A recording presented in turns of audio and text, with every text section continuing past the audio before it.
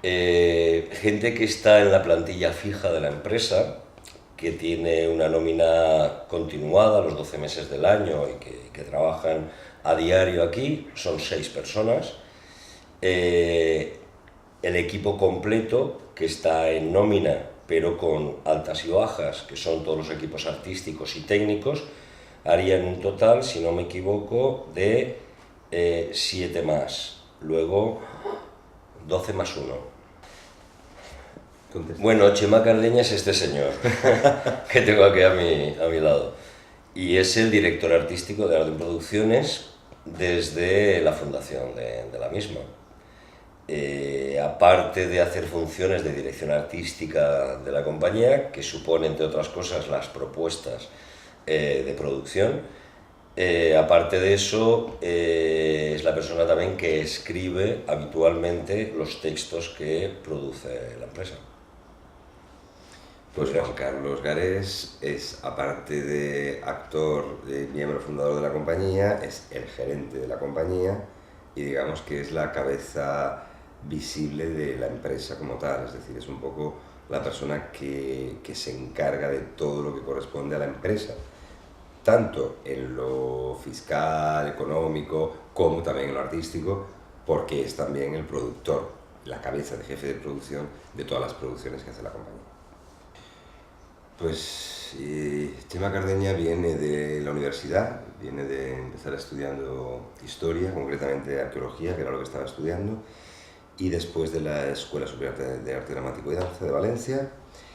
Viene de pertenecer a varias compañías, de estar trabajando en el Instituto Shakespeare algunos años, de montar otra compañía anterior a Arden, que fue la Americana Theatre, de algunos años, muy pocos, como freelance, como actor nada más, y finalmente de decidir un día formar una compañía con Juan Carlos Garés, que se iba a llamar Arden, en torno a un proyecto en común. Vengo, digamos, de dos mundos diferentes, porque en principio lo que hacía no tenía mucho que ver con el teatro, estaba mucho más interesado en la escritura y en el estudio y en la investigación, pero por cosas de la vida un día decidí llevar eso, pero al teatro, y toda la experiencia que tenía, poca o mucha, vital, trasladarla y traducirla en el teatro, tanto a la hora de escribir, de interpretar, de dirigir, como de pensar en la creación. Y la verdad es que me ha sido muy útil y en eso todavía creo que me sigo basando. Juan Carlos Garés viene, no sé lo que es, pero viene de una formación teatral prácticamente desde el inicio. La trayectoria se inició al mismo tiempo que el final del bachillerato prácticamente, y después de pasar por la Escuela de Arte Dramático de Valencia y por 3 años en una escuela de Londres, donde realmente me formé como actor, estudiando las disciplinas que más me interesaban en aquel momento, alternando esos 10, 15 primeros años de trayectoria profesional con dos formaciones teatrales profesionales, que fueron La Burbuja y Teatre de Luy, que eran dos empresas que se dedicaban sobre todo a teatro de calle, a teatro de gesto y a hacer giras internacionales muy bestias. Supongo que también un paso natural tenía que ser salir de ese tipo de teatro tan relacionado con unos años de juventud y dedicar un poco la continuidad de esa trayectoria al teatro de sala, al teatro de texto, que es cuando, de alguna manera, conociendo a Chema y uniendo un poco los gustos por el teatro, decidimos crear Arden. Desde el primer momento, que fue en el año 82, he alternado desde el momento 1 el trabajo en la producción con el trabajo artístico como actor. El detonante real fue una casualidad, y era que mucha gente nos confundía. Realmente a Chema le llamaban Juan Carlos, a Juan Carlos le llamaban Chema, y eso propició una coyuntura muy divertida que bueno, hizo que nos conociéramos realmente. Entonces, al conocernos, vimos que sí que teníamos gustos muy parecidos en teatro, y un buen día Cardeña hizo una propuesta textual que podíamos poner en pie, y ahí fue el germen de todo realmente, a través de o a raíz de una producción teatral en concreto, que fue La Estancia. Fíjate, yo creo que sí que lo sabíamos, porque como... ¿La finalidad de la compañía? Yo creo que sí. Creo que sí, porque como los dos veníamos de años ya de teatro, de otras compañías, de haber hecho otras cosas, de haber hecho en ese tiempo un poquito de todo. Cuando Arden nace con un proyecto concreto, que es La Estancia, que es una obra que tiene un corte muy claro, que es una obra que habla, digamos que está ubicada en una época lejana, pero que tiene mucho que ver, como todo, con lo de ahora. Y yo creo que sí que teníamos una finalidad clara, y es que lo que no queríamos hacer lo teníamos muy claro. Y desde el principio que nos juntamos pensamos que íbamos a hacer una compañía de teatro, que a su vez, obviamente, degeneraría en una empresa, pero que esa empresa iba a tener siempre una línea y un sello muy claro. Es decir, no íbamos a hacer teatro comercial, no íbamos a hacer un teatro por hacer teatro, por sobrevivir. Queríamos hacer un determinado tipo de teatro que era el que nos gustaba. Realmente el proyecto que nosotros hemos creado necesita exclusividad.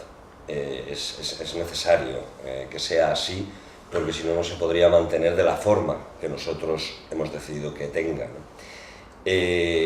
Ha habido en estos 15 años realmente momentos complicados de supervivencia, pero bueno, como decía antes Chema, llegamos a fundar Arden Producciones habiendo pasado por otras compañías, llevando ya prácticamente 10 o 12 años de trayectoria profesional, con lo cual sabíamos que la supervivencia era uno de los retos diarios de esto. Nosotros hoy por hoy dedicamos exclusivamente nuestro tiempo al proyecto, a Arden, pero siempre intentamos que de vez en cuando podamos compaginar pequeñas válvulas de escape que nos propicien tener otras experiencias artísticas paralelas y simultáneas. Es decir, no ha habido ni nos hemos planteado, ni seguramente en el futuro nos plantearemos excedencias para poder hacer otro proyecto. Hemos hecho otras cosas, bastantes, pero siempre simultaneándolo con Arden. Es decir, realmente, si paráramos un año o 2 años de tal, evidentemente teníamos que plantear un viraje de dirección en la compañía, que es algo que de momento no nos hemos planteado. Los 3 momentos claves, o digamos de puntos de inflexión de la compañía, por decirlo de alguna manera, yo creo que el primero fue cuando el director Michael McCallum nos dijo que quería dirigir La Estancia, que era la primera obra, y que fue el nacimiento de la compañía y sobre todo un espaldarazo al proyecto, que una persona de fuera, desde Londres, te diga sí, me interesa y creo en esto y estoy dispuesto a hacerlo como sea. Ese fue un momento fundamental. Otro momento para mí importante o de inflexión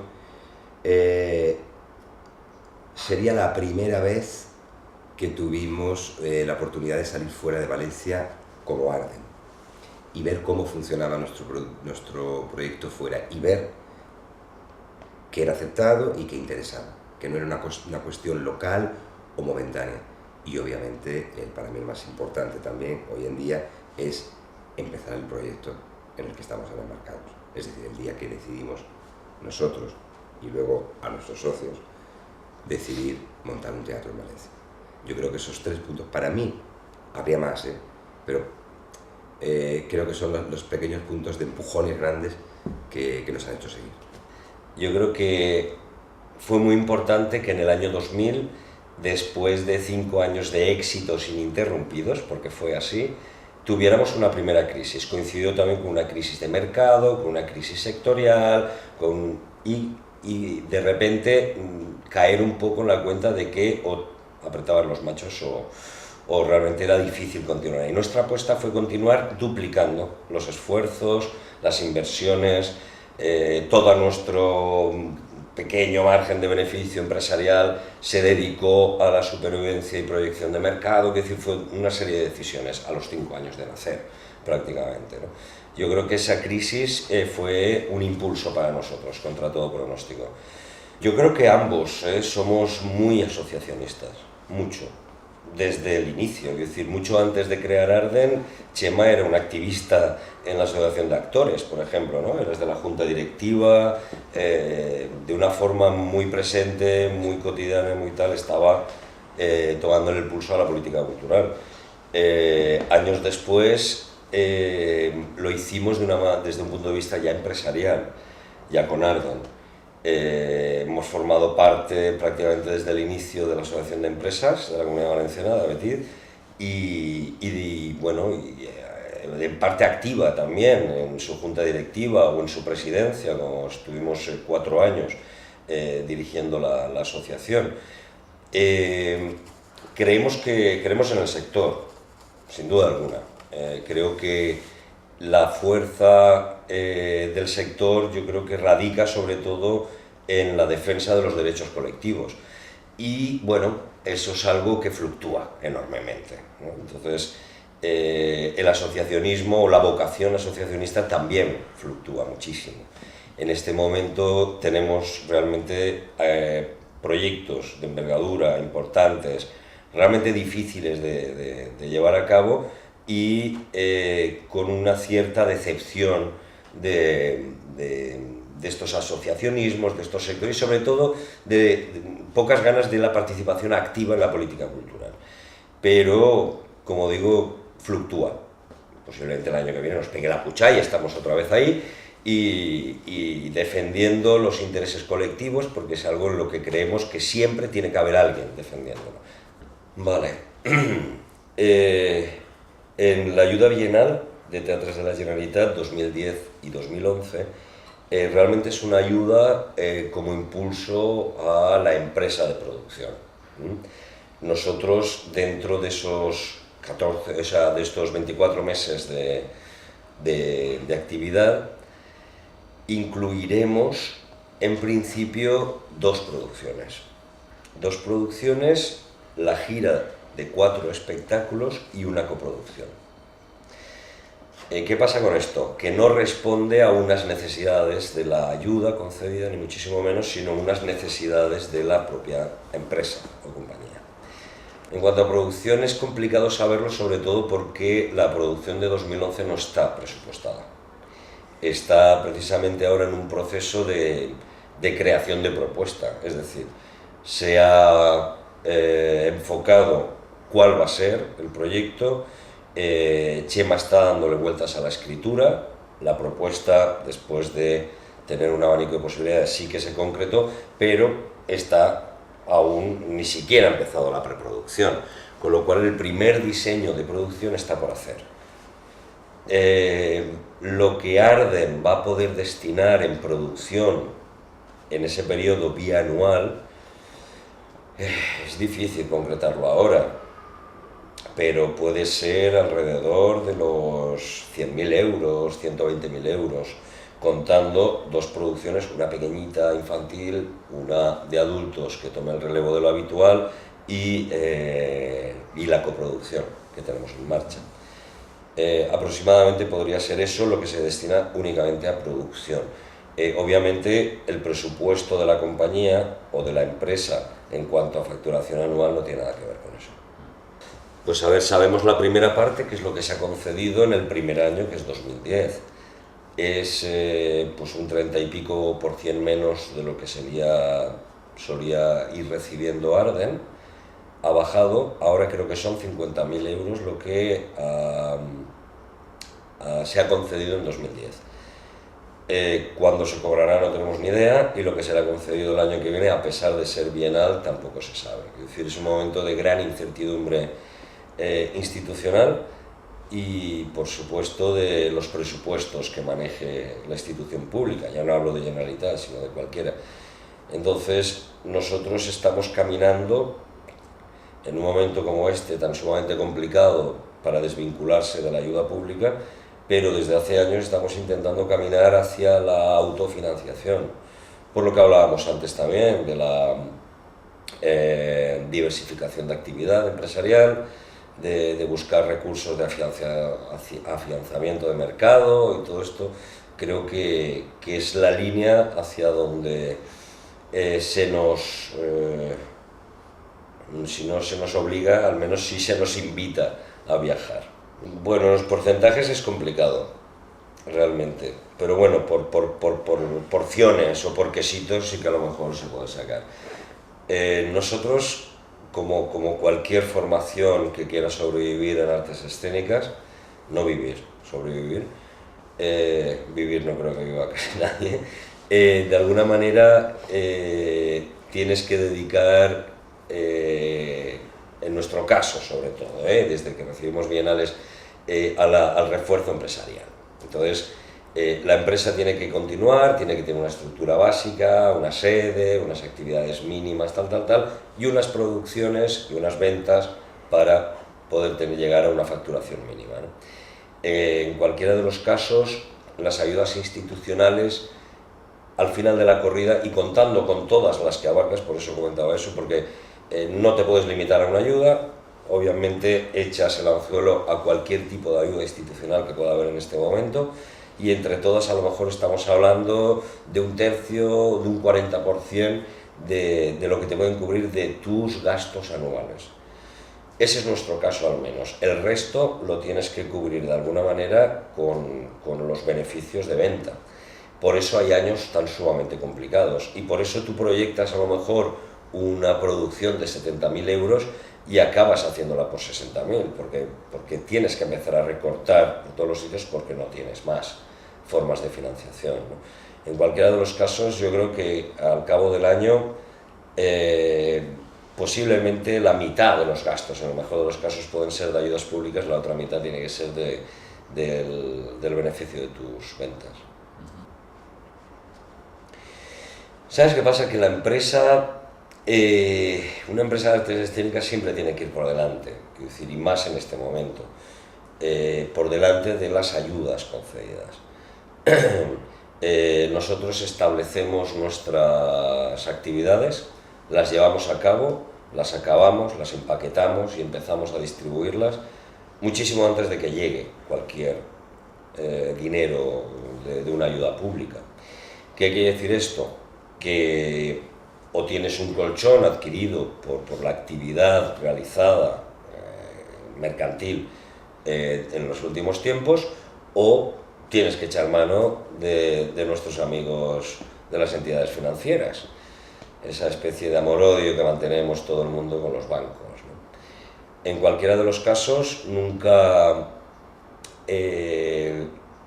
puedes esperar a que llegue una ayuda para empezar a caminar, nunca, en ningún caso.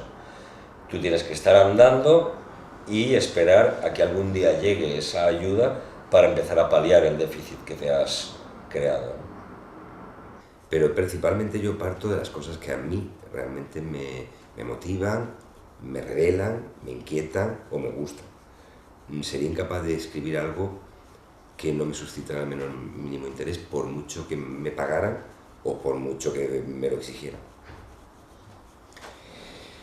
A ver, siendo concisos, las fases en las que nos partimos el trabajo de la evolución de la creación, por decirlo de alguna manera, obviamente la primera me toca a mí, que es la de, sí, que generalmente ha sido así, la de crear, la de inventar la historia sobre la que se va a basar toda esa producción, ¿no?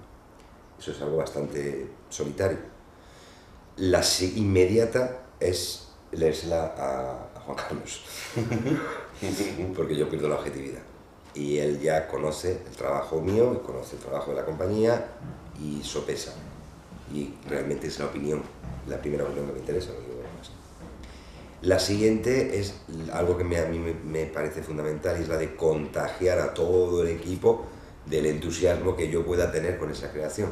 Yo utilizo todas mis artes, buenas y malas, para convencerlos de que esto va a funcionar, de que esto es necesario, de que esto es bueno.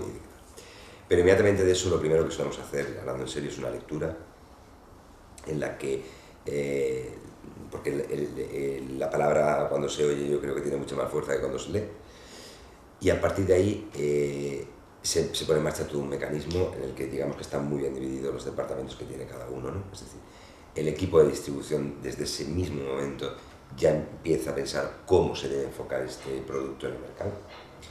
El equipo de producción marca sus límites en lo económico, porque es inevitable, es decir, podemos llegar hasta aquí, podemos llegar hasta aquí, con lo cual el equipo de creación, que en este caso sería yo, en mí, tengo que saber que tengo que hacer lo bueno que he vendido, pero dentro de unos límites, ¿no?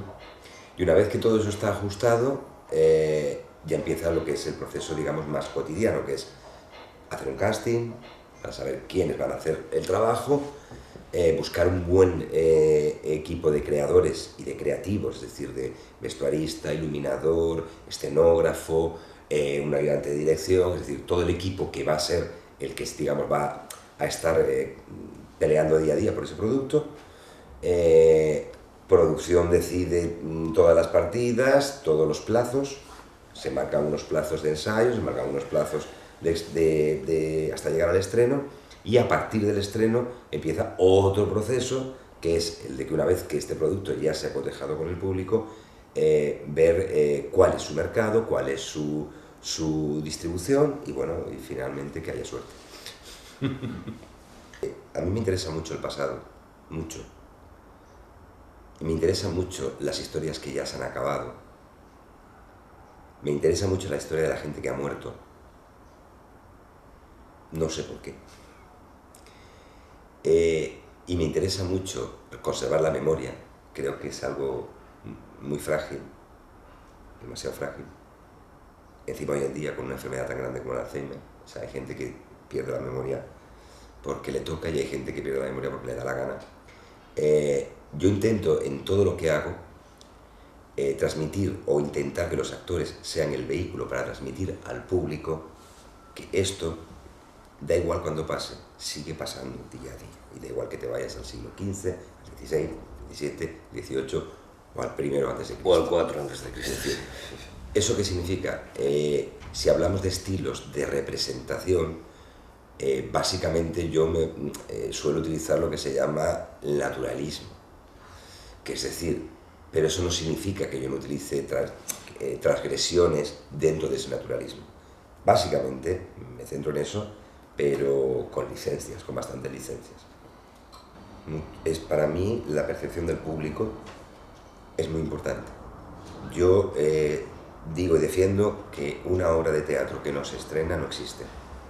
Y lo afirmo. Ya sé que hay mucha gente que está completamente en contra, pero es así. Una novela es una novela. La poesía es la poesía. El teatro es el teatro. Y el teatro solamente se ha editado, por decirlo de alguna manera, es decir, publicado, para que esos textos se puedan utilizar. Pero el teatro tiene que representarse. Si no hay público, no existe el teatro. Desde Grecia hasta aquí. Dicho esto, yo siempre escribo pensando que hay un señor en el patio de butacas que va a entender, a reflexionar, a reír, a emocionarse o a rebelarse contra lo que estoy diciendo. No pierdo de vista nunca que mi trabajo, otra cosa es la novela, pero mi trabajo a la hora de escribir es conectar con ese público. Lo que yo no llamo, o lo que yo suelo decir, esto no es teatral, para mí es esto no conecta con el público. Y durante el proceso de creación yo nunca acabo los textos. Yo llevo un texto a la sala de ensayos y conforme voy trabajando con los actores voy borrando. Pues soy capaz de cargarme 5, 10, 20 páginas de un texto mío sin ningún problema, única y exclusivamente porque utilizamos una fórmula que no me gusta, pero que es así, es decir, esto no funciona. Y para mí que no funciona es esto no conecta. Y tengo que hacer un auténtico ejercicio de disociación y de objetividad para darme cuenta que esto no está conectando con el público. Yo no dejo de tener presente al público. Cuidado, no pensando van a comprar la entrada o no, no. ¿Les va a llegar o no les va a llegar? A veces aciertas y a veces no. Cualquier cosa. Yo soy increíble. Yo he escrito un texto viendo una silla y un terciopelo. Y a partir de ahí nació una obra de teatro. Yo suelo estar bastante abierto. Me motiva mucho, vuelvo a repetir, me motiva mucho mirar hacia atrás para hablar de hoy. Pero porque tengo una absurda teoría de que lo cotidiano, lo que vemos todos los días, por ser cotidiano, deja de impactarnos. Siempre pongo el ejemplo, desgraciado ejemplo, del Holocausto judío. Es decir, tú ves las imágenes de Auschwitz y las has visto tantas veces que llegas a pensar que es casi como una película, ya no te impacta. Pero si tú coges algo de hoy y lo pasas al pasado y la gente puede reconocer en ese pasado su presente, es mucho más impactante y paradójicamente es mucho más cercano que si le muestras lo que está viendo todos los días en un informativo, en televisión, lo que está escuchando en la radio, lo que está leyendo en prensa. Entonces, deformar esa actualidad y hablar del hoy desde el pasado, a mí me parece que es más potente. También a veces aciertas y a veces no aciertas. Nosotros creemos a ciegas en el equipo de trabajo. Quiero decir, teatro para nosotros es sinónimo de trabajo en equipo. Sin un equipo es imposible realizar un acto escénico.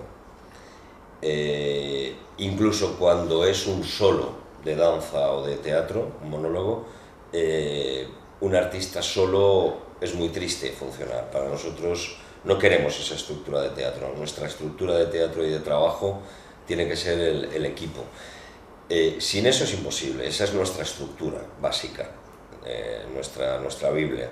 Crear un buen equipo que funcione, una maquinaria donde cada pieza esté engrasada y funcione perfectamente y haga funcionar al resto, ¿no? Las estructuras básicas que están, para usarse dentro de la cultura, vienen única y exclusivamente del poder político, es decir, la institución pública. Aristófanes, que vivió el hombre 4.000 años antes de Cristo, aproximadamente, hace 24 o 25 siglos, ya estaba en la misma diatriba, es decir, odiaba las estructuras políticas y sabía que no podía vivir sin ellas, ¿no? Creo que seguimos exactamente igual. Mucho. Desgraciadamente mucho, porque además cada vez me di cuenta que cuanto más horas escribes te sorprendes y te da miedo repetirte. Pero hay veces que me he tenido que corregir una frase porque me he dado cuenta que esa frase ya la había dicho en otra hora. Tienen que ver mucho. Tienen que ver con mi carácter, tienen que ver con mi formación, tienen que ver con mis creencias, con mis deseos, con mis frustraciones, con mis defectos, tienen mucho que ver. Lo único es que yo procuro siempre hacerlo en tercera persona. Es decir, yo nunca hablaré de mí, ni de mi circunstancia, ni de mi vida. Prefiero hablar de otras vidas que son mucho más interesantes, pero obviamente el mundo yo lo interpreto según yo lo veo. Luego supongo que mis personajes hablan un poco por mi boca. También es cierto que a mí me gusta compartir, como hablábamos antes, ¿no? A mí me gusta mucho compartir el trabajo con los demás y me gusta mucho que los actores lo hagan suyo, incluso que le pongan su propio carácter, que a veces le dan la vuelta al personaje, y pienso que si está bien escrita la obra, el personaje debe tener muchos puntos de vista, no solo uno. Y me gusta mucho que toda la gente que forma parte del equipo vaya aportando sus cosas, desde el vestuario hasta el de las luces, hasta el del sonido. Es importante que entre todos vayan dando carácter a esa historia, pero mis obras, por supuesto, son un reflejo de lo que soy yo. De tu universo interno. De mi universo interno, que es un poco tormentoso. Lo específico del teatro es que es un hecho irrepetible. Es un arte efímero, irrepetible y sobre todo que es un ejercicio en carne viva. Es único. No hay nada que se le parezca al teatro. Absolutamente nada. Nunca. Es el arte en el que el artista tiene el total control de lo que está pasando. Un pintor pinta y el cuadro está pintado y se quedó pintado, un escritor escribe una novela y ya está escrita, en el cine lo has hecho bien o mal, la cagada está feta, quiero decir, en el teatro no. En el teatro estás viviendo segundo a segundo el directo y tu trabajo depende de la respiración del de la primera fila, de la tos de la tercera fila o del gesto que te sorprende diciendo esto no está funcionando por algo. Es decir, es irrepetible, efímero, porque lo es, y único. Hay muchos proyectos que están esperando, que no sé si viviré para poder hacerlos, pero por una sencilla razón, por una coyuntura económica. No es otra cosa. Y no es una coyuntura económica porque se necesiten grandes cosas, sino porque a mí me gusta mucho trabajar con mucha gente y eso significa dinero. Y claro, esto es una profesión, un oficio, la gente tiene que cobrar dignamente como cualquier oficio. Entonces, si no puedes pagar eso, no puedes hacerlo. Pero hay muchos proyectos que me gustaría hacer y algunos que espero poder llegar a hacer. Muchos, hay muchos guardados. La parte, digamos, mala, entre comillas mala, de la producción privada es que siempre tienes que estar ciñéndote a los parámetros de máximos que tú mismo te otorgas por una cuestión o de financiación o de distribución y venta, ¿no? Entonces, ese es uno de los límites que un creador que tiene una empresa propia con iniciativa privada se tiene que marcar. Entonces, cuando ya desde la escritura sabes que no tienes que pasar de X personajes en escena o de tanta escenografía porque no la puedes ubicar en un vehículo más grande de no sé qué, obviamente la creatividad se ve afectada por estos parámetros, sin duda alguna. Las que no tienen fronteras seguramente son las que están en el cajón.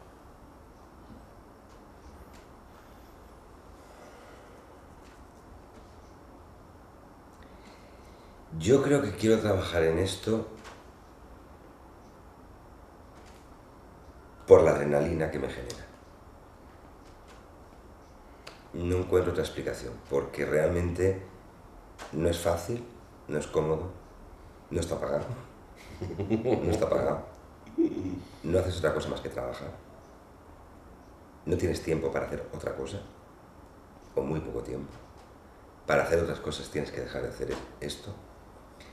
Y creo que la única explicación es, yo creo que es una cuestión emocional. Yo creo que la gran putada de este trabajo es que no es racional, es emocional. Entonces, si alguien me pregunta eso, lo único que le puedo decir es que es eso, es por lo que a mí los momentos, los pocos momentos que me produce esa adrenalina o esa alegría o esa emoción, llegar el día del estreno y ver que todo ha salido bien y ver a tus compañeros y ver a ese público, ese momento que dices, hemos estado 2 meses encerrados solos sin saber esto qué es o qué no es, y ese momento que lo compartes, que dura un momento, porque se acabó, es una cuestión emocional.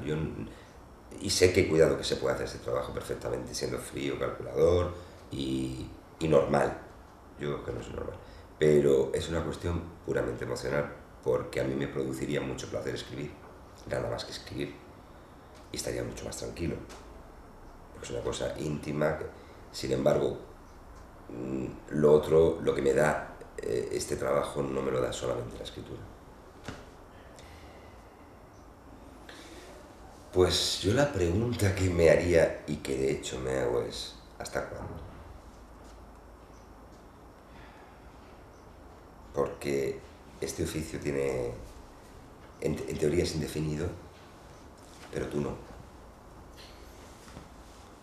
Y creo que hay que saber muy bien llegar a responderte muy bien eso y prepararte para eso y saber qué va a pasar y qué vas a hacer y qué vas a hacer sin esto y cómo puedes encauzar el no estar en esto. Pero para mí la pregunta que me haría y que me hago es ¿hasta cuándo? Y hasta dónde estoy dispuesto a llegar por esto.